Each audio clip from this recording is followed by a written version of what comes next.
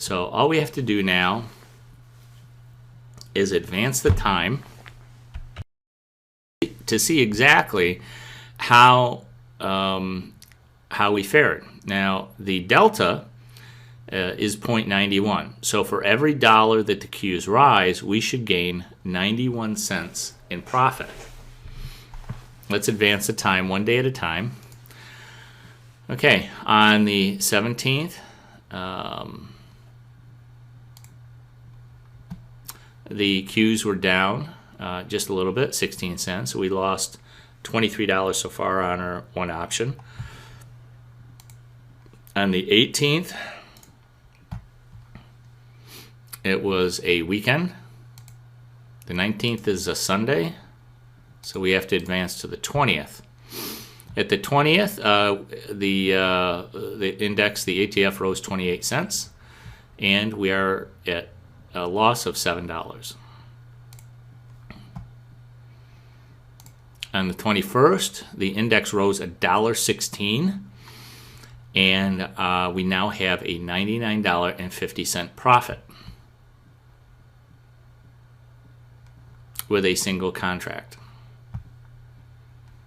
So remember that, and also let's take a look, our delta now, we have the 48 contract, our delta now is at $1. So we rose $1.16, and we gained about $1.06. It's not exactly perfect, but it's about $1.06, because remember the previous day we were down $7.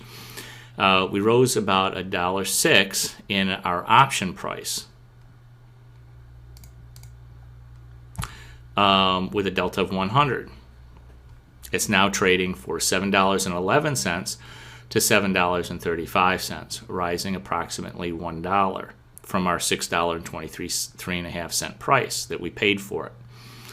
And one thing that you can use to determine, of course, how much profit you get, like I said, is that you're taking the delta times the change in price, and in this case it's $1.16. But remember that for a single contract, each contract is the ability to gives you the right, but not the obligation, to purchase 100 shares for each single contract that you purchase. So in order to figure out why you have a $99 profit here, you take the one contract times the delta times the number of shares that you are able to purchase with that single contract, which is 100, and it gives you a $100 profit. And that's why the day before, which was on the 18th, you had a $23 loss. You had a $7 loss, the $7 loss on the 20th, and now you have a $99 profit. All right, let's continue. On the 22nd,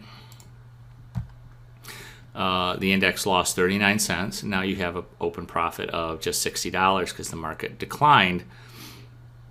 On the 23rd, we went up 50 cents.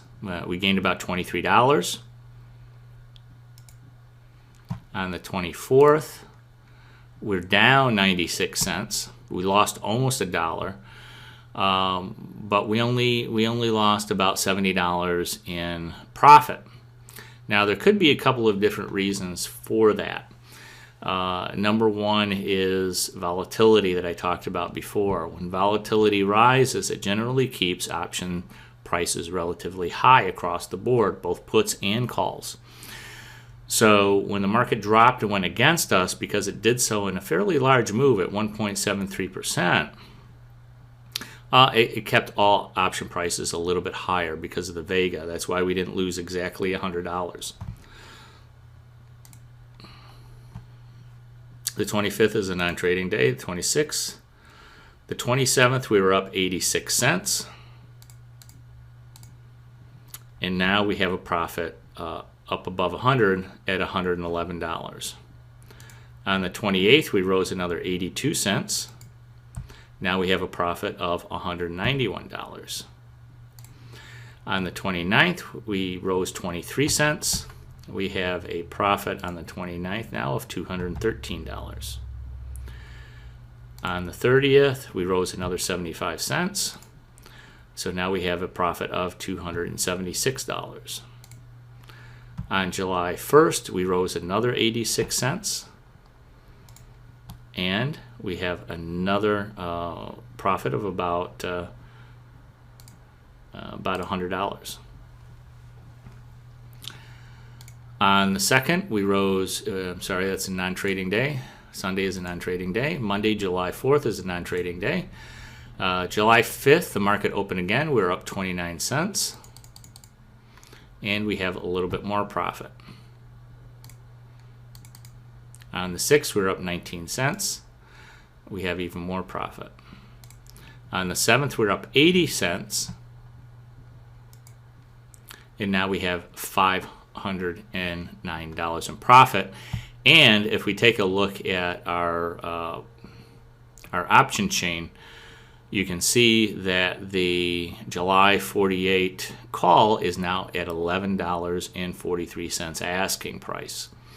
So it's risen close to $5.20 since we purchased it on June 16th. Let's take a look at our chart, and you can see that it looks like the market was starting to stall out on July 7th right in here with this little bit of a gap up open. At that point, with great hindsight, we should probably sell this call for a profit and wait to take advantage of our next opportunity, making a $509 profit in a couple of weeks. Okay, it's very important to get out at a time in which you have a profit. Let's take a look and see what happens to the index after July 7th.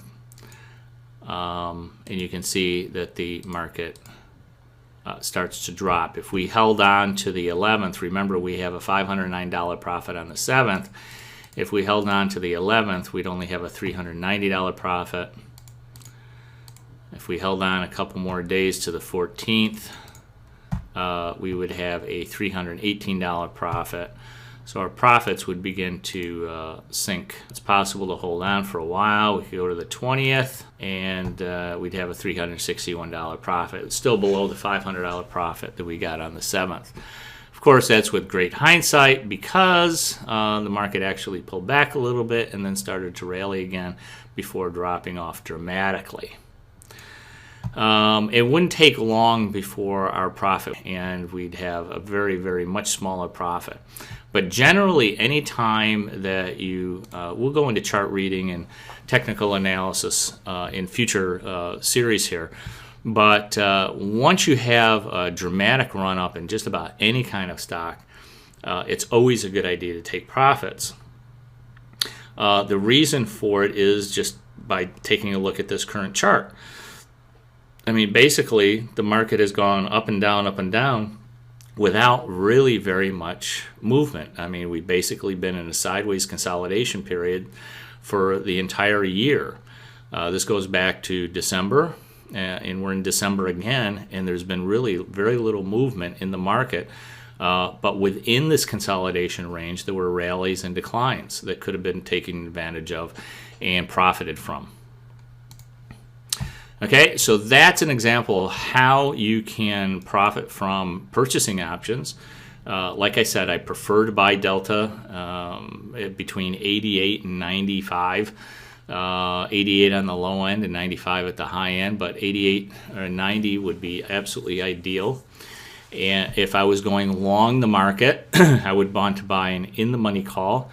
If I was going short the market, I would want to buy an in-the-money put at approximately the same delta.